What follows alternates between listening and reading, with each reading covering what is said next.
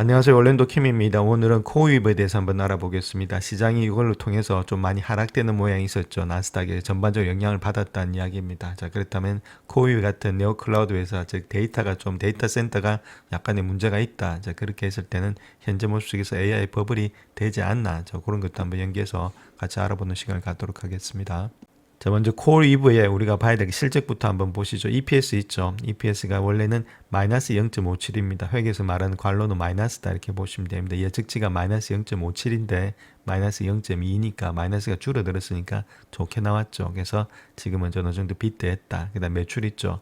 자, 매출은 1.29빌리언 정도 예측을 했는데 1.36빌리언 많이 나왔죠. 빗대했다.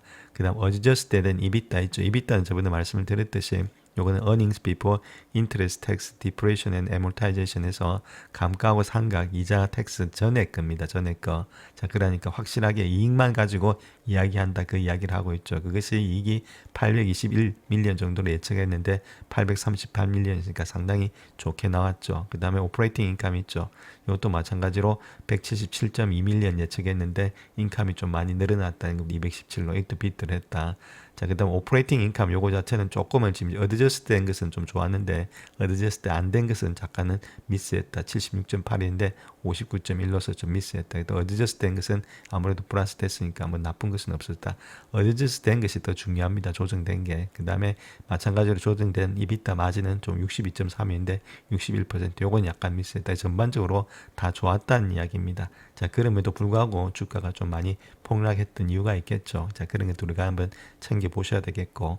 자, 그 다음 매출의 백로그 있죠. 주문 잔고를 말하고 있는데, 자, 요것도 마찬가지로 55.6빌리언이 나왔다. 그래서 전 분기 대비해서 QOQ죠. 전 분기 대비해서 더블입니다. 더블. 두 배나 늘어났다는 겁니다. 그래서 주문 잔고가 많이 늘어났다는 것은 아무래도 매출의 증가하고 같이 연관이 되겠죠. 그래서 전반적으로 나쁜 게 없었다는 겁니다. 또한 지금 보시게 되면 커스터머들 AI 랩이라든지 그 다음에 하이퍼스케일러 그 다음에 엔터프라이즈 이런 모든 전반적으로 어떤 고객이 다 확보가 되고 있다 이렇게 보시면 되고 유한 전력은 590메가와트고 지금 토탈 컨트랙된 파워 있죠. 총 계약 전력은 2.9기가와트다. 전반적으로 나쁜 게 거의 없었다 이렇게 말씀을 드립니다.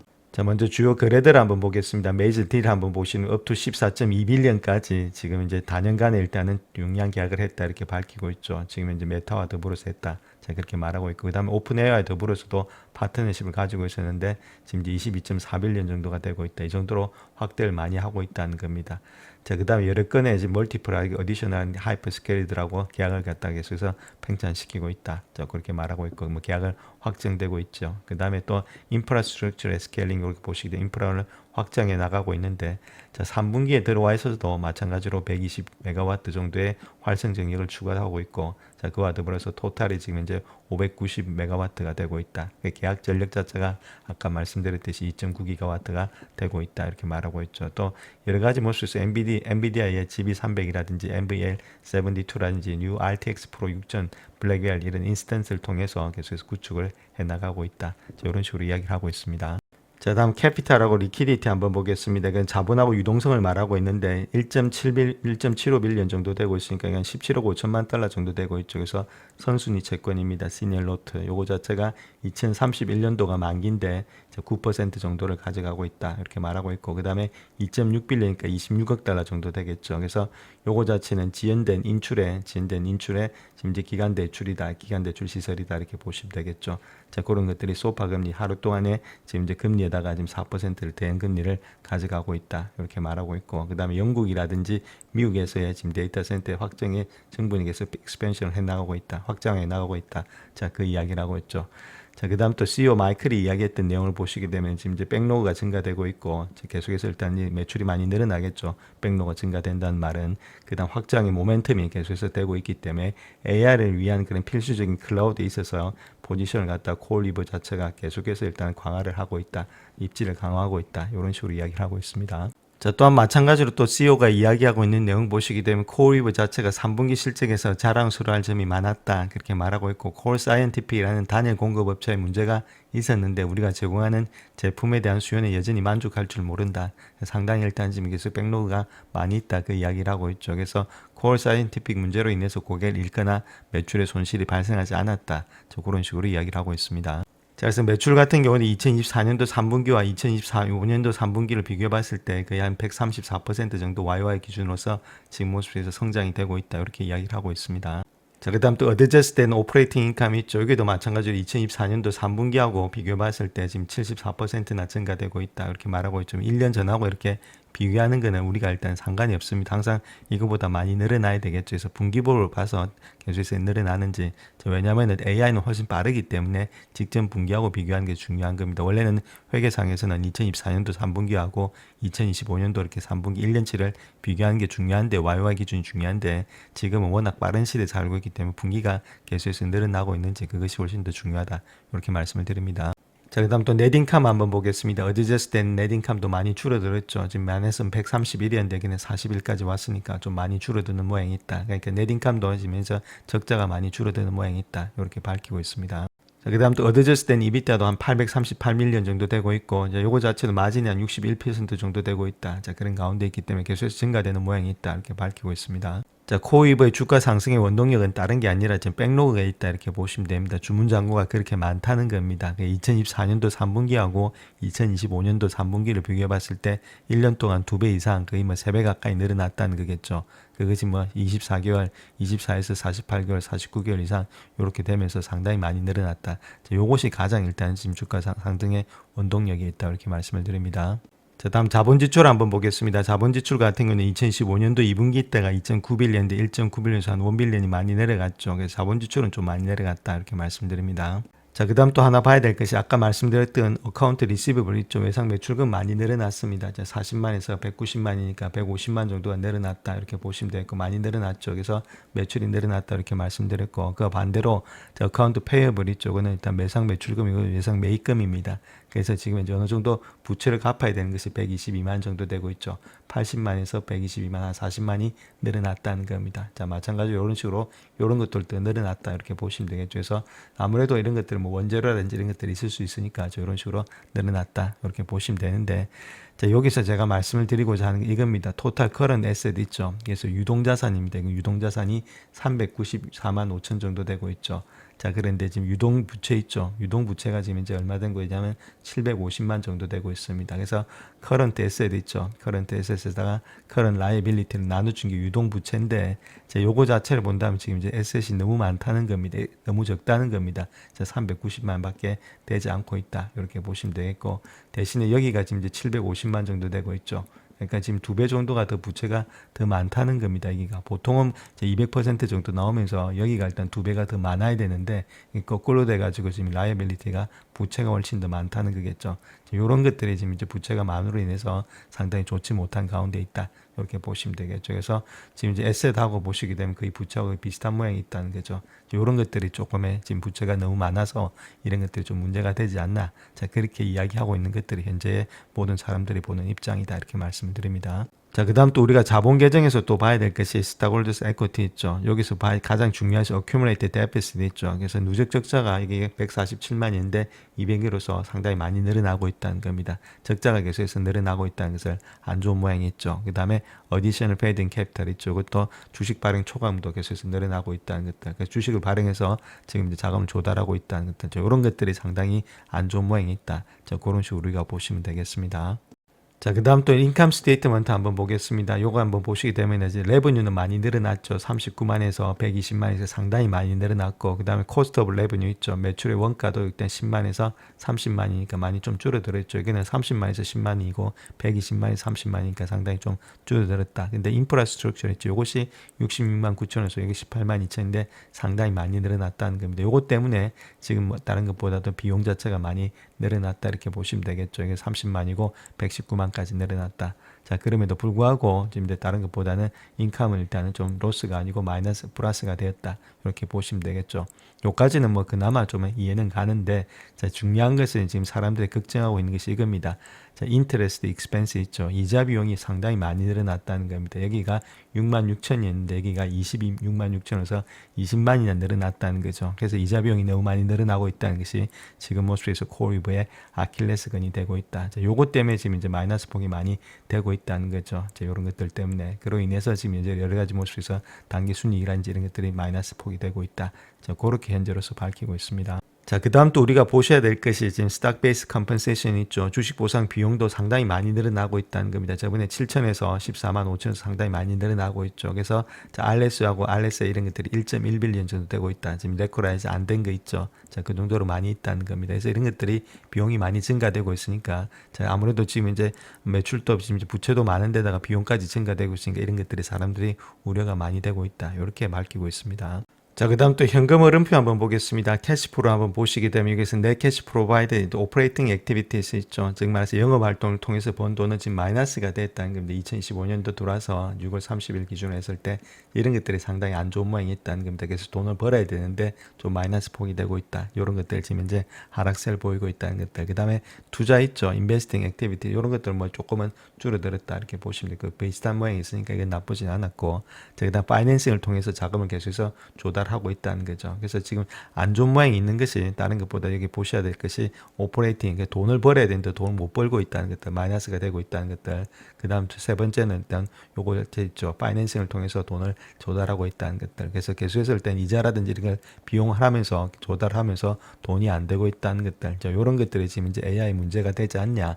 자, 그걸 갖다가 지금 이제 AI 테스팅을 하고 있다 이렇게 보시면 되겠죠. 그래서 이런 것들이 지금 앞으로 가면서 어떻게 발전이 되고 진짜 계속해서 개선이 되느냐에 따라서 AI가 살아남느냐 아니면 일단 줄어드느냐, 자, 그런 문제에 관건이 되고 있다는데 시간은 좀 걸린다 이렇게 보시면 되겠죠. 그래서 시간이 걸리면서 이런 것들이 만회가 될 때는 아무래도 AI는 계속해서 살아있다. 자, 그렇게 보시면 되겠죠. 자, 그런 것들을 계속해서 우리가 체킹을 해야 될 때다 이렇게 말씀을 드립니다. 그래서 코리브 CEO가 지금 이제 CNBC에 나와서 그 주가 하락 속에서 데이터 센터의 지연의 대응에 대해서 말하고 있는데, 자, 그 내용에 대해서 한번 살펴보겠습니다.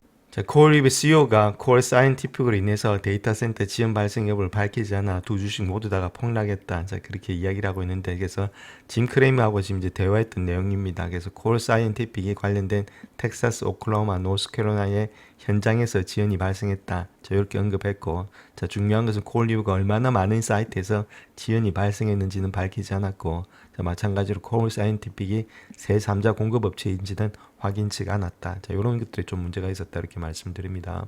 자, 코리버 CEO가 CNBC에 나와서 이야기했던 내용을 보시게 되면 솔직히 말해서 이번 분기의 모든 부분이 계획대로 정확하게 진행이 되었다. 그렇게 이야기하고 있고 단 하나의 데이터 센터에서 지연만 있을 뿐이었다. 그렇게 말을 했죠. 그래서 단일 데이터 센터의 공급업체에 문제가 있었다. 이제 그렇게 말을 하고 있는데 CNBC에서 짐 크레이머가 이야기하고 있는 내용은 어떤 사람들은 이게 하나의 문제라고 생각할 수 있겠지만은 수치를 살펴보게 되면은 여러 장소에 대한 이야기다. 그렇게 말을 하면서 지금 이제 콜 사이언티픽과 연결이 되어 있다. 그렇게 말을 하고 있죠. 지금 이제 CEO가 사려고 했던, 그래서 텍사스, 오클라호마, 노스캐롤라이나 이런 단지에서 지연이 발생했다. 자, 그렇게 이야기를 하고 있습니다. 자, 그래서 CEO가 이야기했던 내용을 보시게 되면 두 회사가 오랫동안 인프라 구축을 위해서 협력을 해왔고 온라인으로 전환하기 위한 작업을 계속해서 할 것이다. 그 다음에 코어 사이언티픽이 외부 공급업체인은 직접적으로 확인되지 않았다. 이것이 가장 큰 문제라는 거죠. 지금 이제 외부 공급업체인지 아닌지가 확인을 해줘야 되는데, 자, 확인이 안 됐다는 것들, 자, 이런 것들 때문에 아무래도 주가의 하락이 계속해서 형성이 되고 있다. 이렇게 보시면 되겠고, 올해 초에 사이언티픽을 갖다 90억 달러에 코이브가 인수하려고 했는데 그럼에도 불구하고 주주들이 많이 반도표를 던졌죠. 자, 그 다음 또 분기 실적 발표에서 JP모건에서 이야기했던 내용이 콜 사이언티픽과 관련이 있는지 물어봤지만은 회사명을 밝히기를 거부했고, 자, 그로 인해서 CEO는 여러 사이트가 아닌 하나의 데이터 센터만 영향을 받았다. 자, 요 이야기를 통해서 본격적인 이제 하락이 큰 폭에 있었다 이렇게 말하고 있죠. 그래서 지금 이제 CEO가 말하고 있는 내용은 한 데이터 센터에서 문제가 발생해서 우리의 영향을 미쳤지만 우리 포트폴리오 41개 데이터 센터가 있는데 이거는 문제가 없다. 자, 그런 식으로 좀 얼버무렸다 그렇게 말하고 있습니다. 그것이 조금 하락세가 되지 않았나 그렇게 우리가 근본적으로 찾을 수가 있겠습니다. 자, 그 다음 또 CFO가 이야기했던 내용을 보시게 되면 단일 공급업체, 데이터 센터 공급업체 파트너에서 비롯되었다 이렇게 이야기를 했고 정확한 공급업체에 대해서는 말을 하지 않았고 또한 정확한 수치도 밝히지 않았다는 겁니다. 이런 것들이 좀 문제가 많이 되었고, 자, 그 다음 또 코이브의 2025년도 매출이 50억 5천만 달러에서 51억 5천만 달러 사이로 예상이 되고 있었는데 이는 평균 예상치인 52억 9천만 달러에 조금은 미스가 되었다. 자, 가이던스 미스가 났다는 거죠. 이제 이런 것들이 상당히 주가 하락의 원인이 되지 않았나 그렇게 보여집니다. 그래서 레드부시 같은 경우에는 백로그라든지 지금 주문 잔고라든지 스펜딩 이런 것들이 좋은 사인이다 그렇게 말하고 있고, JP 모건 같은 경우에는 다운그레이드를 줬죠. 중립으로 다운그레이드를 줬다. 서프라이 체인에 조금 압력이 되고 있다는 것 등. 웰스 파고에서는 코일브가 거래하는 데 있어서 좀 바이브가 나타나고 있다. 자, 그런 식으로 이야기하고 있습니다.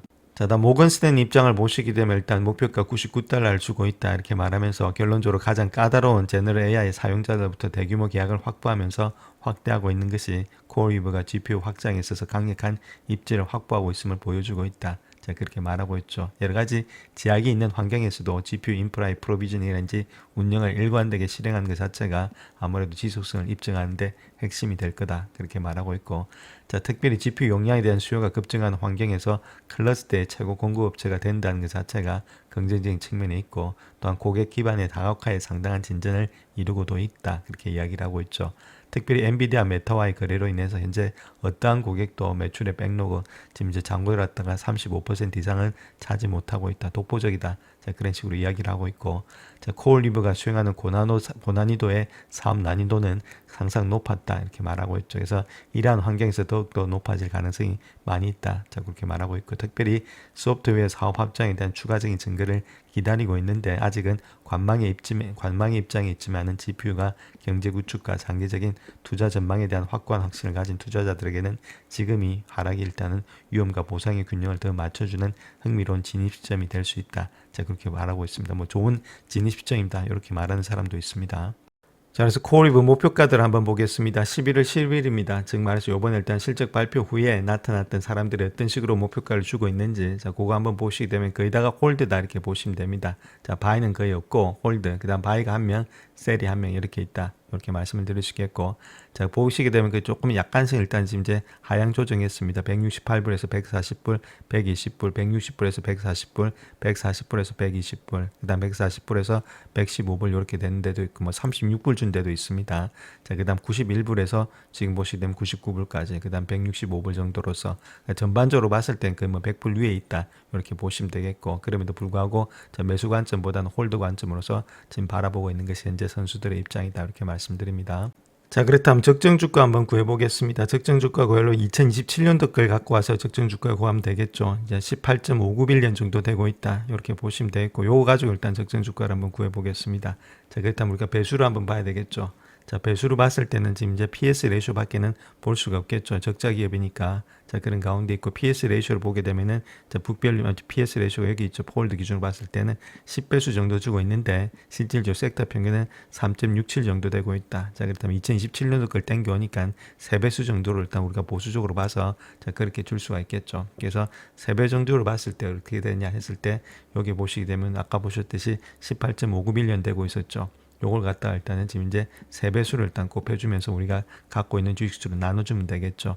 자, 거기서 거기에 대해서 한번 해보겠습니다. 어떤 식으로 나오는지. 그래서 그걸 계산해 볼 것 같으면은 자, 이런 식으로 나오고 있죠. 그래서 18.591년이다. 이렇게 보시면 되겠고, 자, 18.591년이니까 여기다가 공이 한 7개 정도 붙는 것이 맞습니다. 이렇게 되고 있죠. 자, 거기다가 3배수죠. 3배수를 해주게 되면 곱하기 3을 해주면 3배수가 됩니다. 여기다가 주식수를 나눠야 되는데 주식수가 380밀리언 정도 되고 있습니다. 자, 그 정도 되고 있죠. 그러니까 이렇게 했을 때 지금 가격이 한 146불 정도가 되지 않겠는가. 이게 선수들이 이야기했던 그 가격들이 나오고 있다. 이렇게 말씀을 드릴 수가 있겠습니다. 자, 그래서 차트 한번 보시면 이렇게 되고 있죠. 그 가격대 본다면 아무래도 직전 고점 가격대입니다. 147불 정도 되고 있으니까 이 정도 직전 가격대, 고점 가격대다 이렇게 보시면 되겠고, 그 정도 되고 있죠. 자, 그런 가운데 있기 때문에 지금부터 시작해서 올라가는 폭을 본다면 상당히 많이 올라갈 수 있겠죠. 정말 한 70% 정도 상승을 가능할 수 있다. 자, 그렇게 볼 수 있는데, 자, 지금 모습에서 이제 차트가 좀 꺾여 있다는 겁니다. 그런 게 또 중요하겠지만 우리가 지금 이제 매수가 어때 심리가 어떻게 되고 있는지도 봐야 되겠죠. 자, 그렇기 때문에 이거 만약에 직전 저점에 또 요 라인 때 있죠. 지금 이제 80불 때, 84불 때 이걸 또 강하게 만약에 깨게 되면 주가는 조금 더 하락을 할 수가 있기 때문에 이런 것들 여기서 바로 들어가기보다는 조금 실을 두면서 이런 것들이 바닥이 확인이 되고 나서 조금 더 높은 가격에 산다 하더라도 그럴 때 들어가는 것이 신규 주입하는 것은 맞다. 이렇게 보시면 되겠죠. 그래서 이런 것들은 내려오고 있는데 굳이 일단 우리가 떨어지는 칼날에는 잡을 필요가 없고 돌아 나가는 거 보고 일단은 잡아도 늦지가 않다 이렇게 보시면 되겠죠. 자, 그렇지 않고 내가 펀더멘탈에 확신을 갖고 있는 분들 한해서 뭐 잡아도 되는데 아직까지는 적자 기업이라는 겁니다. 그래서 흑자 기업에 문제가 없는데 적자 기업들은 또 사람들의 심리에서 더 빠질 수도 있기 때문에 이런 것들은 확인하고 들어가는 것이 맞다. 이런 식으로 말씀을 드릴 수가 있겠습니다. 영상을 끝까지 시청해 주셔서 감사합니다. 영상이 도움이 되셨다면 구독과 좋아요 부탁드립니다. 감사합니다.